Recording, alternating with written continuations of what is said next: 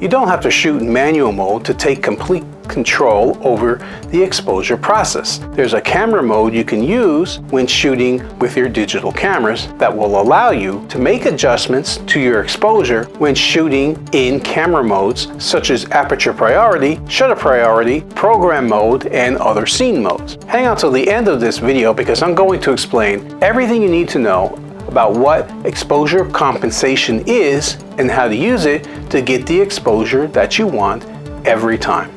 Hi, I'm Jim Costa.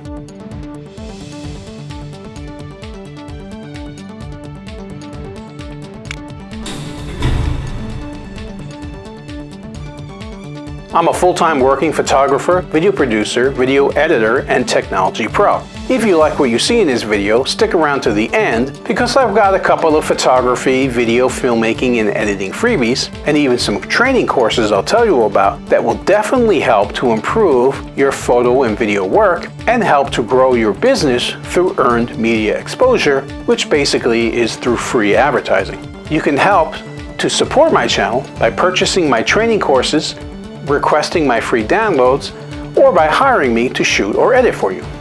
Remember, I welcome your comments, questions, and more on all of my videos. If you like what you see, subscribe to my channel and hit that bell to be notified every time I upload a new video each and every Wednesday. I've also done other videos on improving your camera work and improving your videography and filmmaking, and I'll link to those in the description below.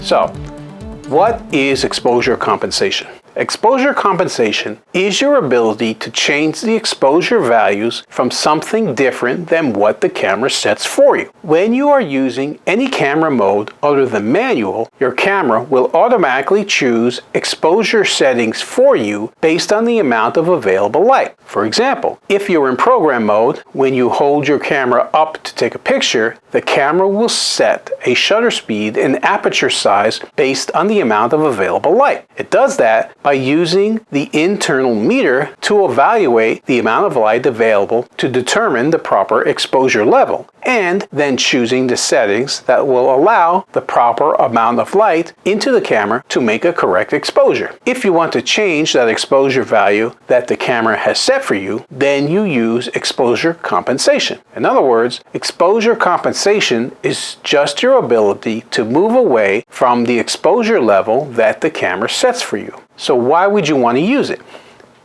If the camera is metering available light, determining the proper exposure level, then making the exposure settings accordingly, why would you ever want to change those settings? Well, there are actually a few reasons. The main reason is because the camera's meter isn't always right. The camera's meter is just looking at the scene before you and setting the exposure value by averaging everything out to 18% gray. If you have a dark scene in front of you, the camera will try to make that 18% gray, which lightens it up and might lead to overexposure. Conversely, if you have a bright scene in front of you, the camera will also try to make that 18% gray, which will probably make it darker than you want. Exposure compensation allows you to adjust for this. The problem is compounded if you use spot metering. In spot metering, the camera is just metering off one part of the scene. It's a powerful tool for controlling exposure, but you have to understand what you are doing. If your meter is set on a particularly bright or dark spot within the frame, the camera will ignore the rest of the scene and set the exposure values based on that single spot. You need to be able to adjust the exposure levels to get a proper exposure for the overall picture or scene that you shoot,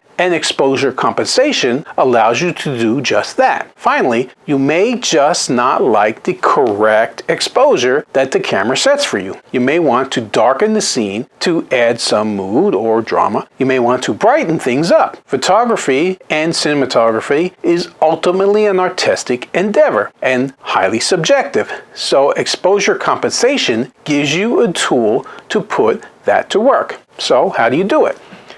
Now that you know what exposure compensation is and when you might want to use it, let me talk about how to set it. In most cases, no matter what brand of camera you have, your camera will have a little button with a plus +/- on it. That is the button you press to change the exposure compensation. While pressing that button, turn the main dial of your camera right or left. Now by main dial, I'm referring to the dial where your right index finger will naturally rest while you are holding the camera, usually next to the shutter release button. That will change the exposure compensation. Turning the dial one way will reduce the exposure, and turning the dial the other way increases it. Some higher-end cameras have a second dial or wheel on the back of the camera. Those cameras usually do not have the +/ button, but that second dial will be used for the exposure compensation. The advantage is that you can just turn the dial with your right thumb without needing to press any buttons, so it's a little bit easier and faster to use. You can change your exposure compensation in increments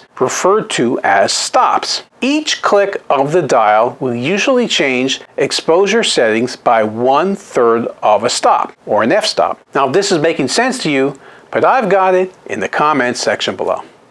So, how does this work? So what does exposure compensation actually do? You know that it changes the exposure, but how does it do so? By changing the aperture or by changing the shutter speed? The answer is, it depends on what mode you have your camera set in. So I'll explain what's going on in each of the camera modes. We'll start with aperture priority. If you are not shooting in manual mode, I recommend you generally use aperture priority, which is either A or AV on your mode dial. In aperture priority mode, exposure compensation changes the shutter speed. Remember that in aperture priority mode, you set the aperture and the camera sets a corresponding shutter speed. If you were to change the aperture, your camera would just set a different corresponding shutter speed, and there would be no change in the exposure level. Exposure compensation gives you the ability to change the shutter speed and the overall exposure value while staying at the same aperture you were originally set. Next is shutter priority mode. If you are in shutter priority mode, exposure compensation changes the aperture. It is basically the reverse of aperture priority mode. You already set a shutter speed and the camera set a corresponding aperture. Exposure compensation, therefore, changes the exposure by allowing you to change the aperture size.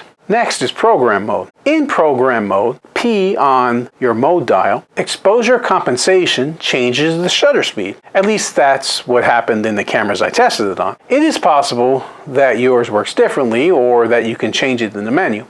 As with so many things, this is a good excuse to pull out your camera's manual and actually go through it. Manual mode doesn't really have exposure compensation. That's because the camera never sets an exposure value for you in the first place. You set everything yourself. Whenever you change the aperture or the shutter speed, you change the exposure value. Finally, I should note that you cannot use exposure compensation in auto mode at all. In auto mode, you have absolutely no control over exposure. The camera does everything for you. That's one of the reasons why you should never ever use auto mode at all. Exposure compensation is how you adjust the exposure set by the camera when you are not in manual mode. It is a way to give you additional control over your camera when you are in a different mode, such as aperture priority mode. Either the +/- button or the dial on the back of your camera will change it. It will give you full manual control over your camera without actually being in manual mode. My question of the day is,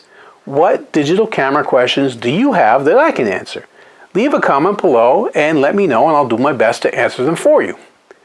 If you found the information in this video useful, I'd like to hear about it from you. If you liked it and want to see more videos like this, then follow my YouTube channel, jimcostafilms. If you think what you saw is great, please do like it. If you have an opinion, feel free to comment below. If you know someone who could benefit from the information that I provided, please share the video. You can connect with me and my company, Jim Costa Films, on social media and online, on Facebook, Instagram, Twitter, YouTube, LinkedIn, and the web by searching for Jim Costa Films. In fact, I currently have over 4,470 videos on my YouTube channel, Jim Costa Films, so feel free to check out many of my other videos for great tips and suggestions. Thank you for sticking around this long. I mentioned at the beginning about some freebies and training. As a professional video producer and photographer, I've created an absolutely free cheat sheet for you on all the best camera settings to shoot with your DSLR mirrorless and video camera that will show you the settings that will allow your photos and particularly your videos to shine and stand out from the competition. The link to get that cheat sheet is just below in the video description. Best of all, my cheat sheet specializes in shooting video with any type of camera. In it, you'll find all the info you need on important video techniques such as white balance, color temperature, frame rates, and more. I've also created an editing program for Adobe Premiere Pro.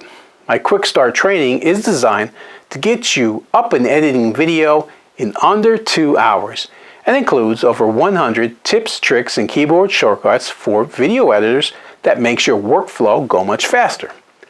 Now, I'm also affiliated with Christina Nicholson, a fellow media veteran like myself who helps businesses and entrepreneurs reach tons of their ideal customers or clients through the power of media without spending big bucks on advertising. I've worked with Christina and used her advice and training successfully, so I know from firsthand experience that it works great. The program Christina and I are now offering is called the Media Mentoring Program, and it will help you to take advantage of mainstream media, so you can stand out from the competition, because that's not something everyone has access to.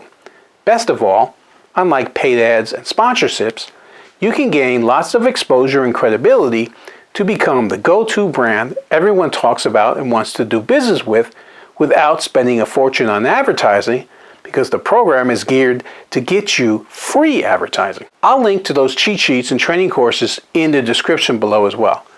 There's videos on both courses that will give you an overview of how they can help you and links to get more information. Finally, if you follow me for a while now, you know that I have a private community of photographers, videographers, and filmmakers just like you on Facebook where I share other pro tips and tricks. It's called Video Producers and Content Creators. I love new members who want to share their work, learn from others, and also help others based on their own skills and experience. The group is private and only for people in the production and photography industries, and it's not a public group like my business Facebook page I talked about earlier. That's public and anyone can see that. This is only for people who do the same kind of work I do.